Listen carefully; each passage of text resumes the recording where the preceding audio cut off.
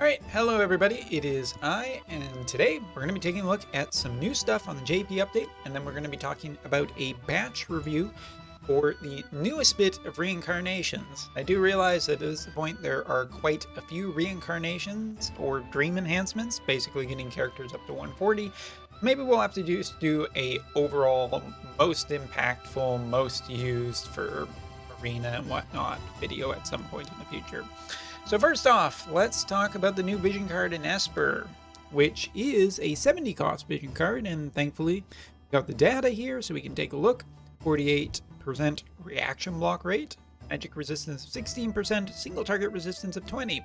With 10% agility and a 5% agility and a 10% attack, it's a pretty good vision card overall.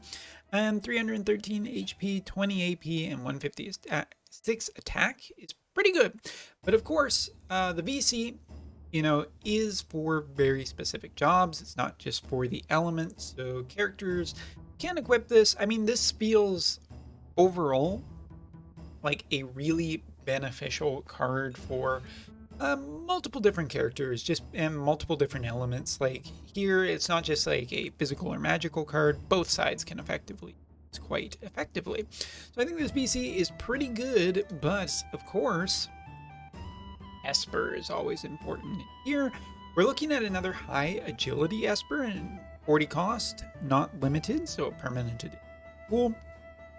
Max 1234 HP, 26 DP, 34 AP, 103 attack, 50 magic, 20 agility, and 82 dexterity. Basically, it is a physical Esper, not a magical Esper.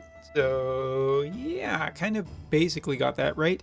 In my predictions, casting skill will decrease both defense and spirit for targets, which is not bad. It's nowhere near as good as the Dark Espers, but you wouldn't necessarily expect it to be.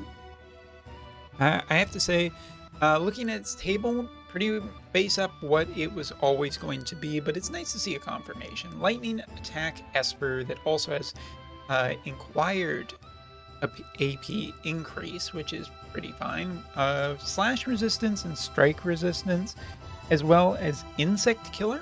I think that the thing that I particularly like here is just building this as a generally well-rounded physical Thunder Esper, not even necessarily a Slash Esper, but definitely could go that way. With high agility, it is a pretty good offensive Esper. Great for Veiga. Could be used for Lightning or Cloud if you have both of those characters and you are looking for another Thunder-specific Esper that works well with Slash characters. I think this Esper is pretty damn good overall, especially because of the agility on it. That being said, it is a permanent addition to the pool, so not necessarily the most beckoning. Like, it's not like you really need to go out of your way to get this BC. You could potentially get it down the road, and I feel like the Esper is probably better than the VC. Still pretty damn good, but notable. Alright, talking about characters that have gotten upgraded. We do have the list on Wotv Calc. Sakura, Alim, Farm, Titus, Resnick, Merluk, Nish, Irma, and Durando. And going into greater detail about them later, but Farm is the odd one out, so I thought I would talk about her first.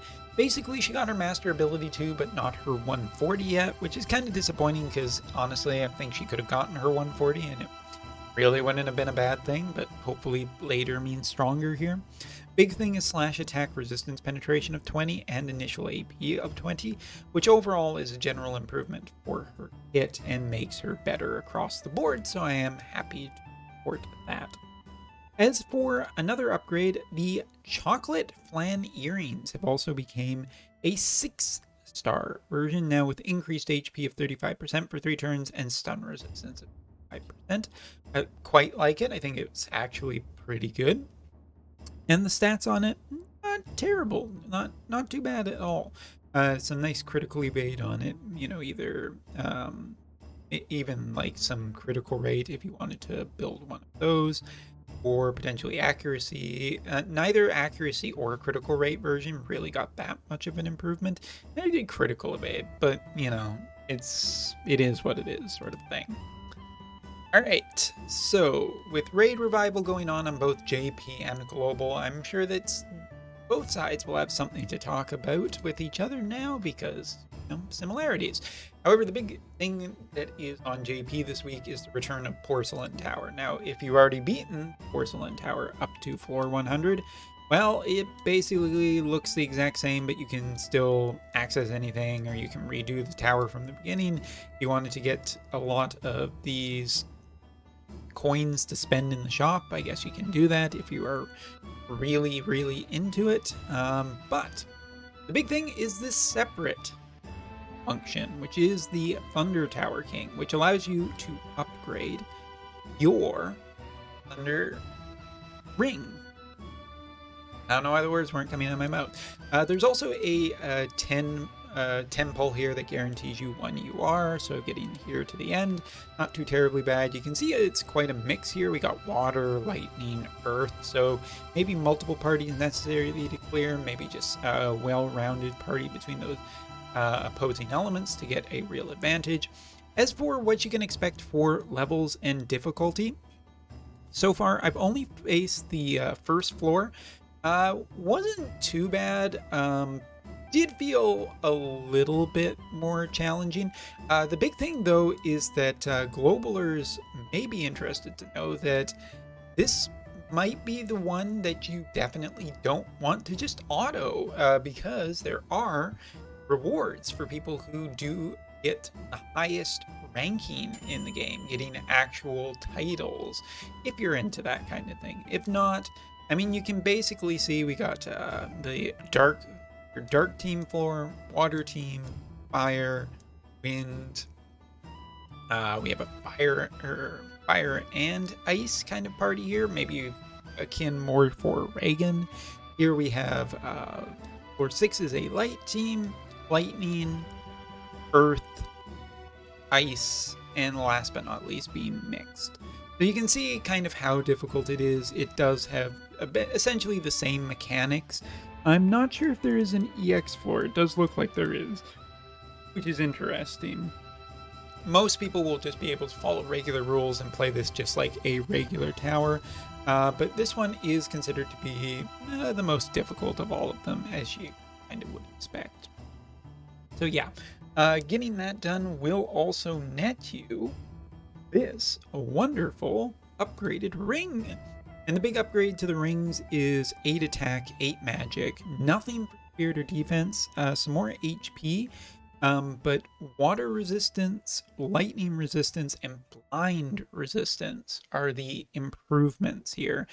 And I gotta say, sure, it's nice. Anything is overall a nice improvement for doing this and getting it done, but I'm a little saddened that, you know, there isn't.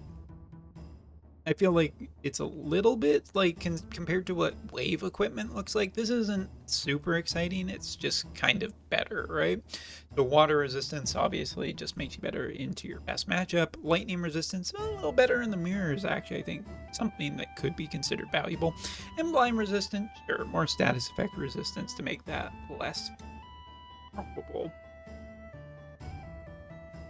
But is the lightning ring worth like super worrying about if you can or cannot do it when this turns up on global?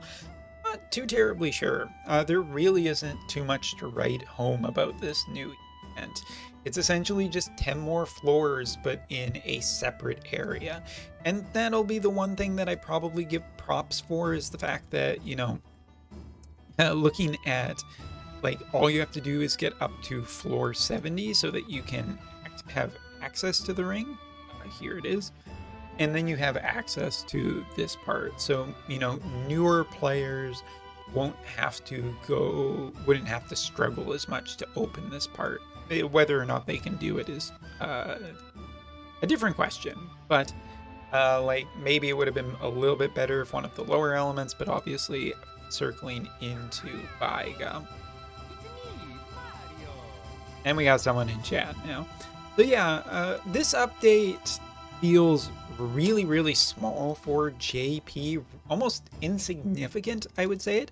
But honestly, here's the duality of the situation. Overall, it's like, oh no, there really isn't that much new or exciting necessarily in this update. But at the same time, I'm also like, oh, thank God. Quiet week where I just don't really have to worry that much about stuff. Not the worst thing in the world either. So yeah, that's a look at the JP side update. And when we come back in the next video, we'll take a look at all the updates to characters and determine whether or not I think they will be good or not for value. See ya.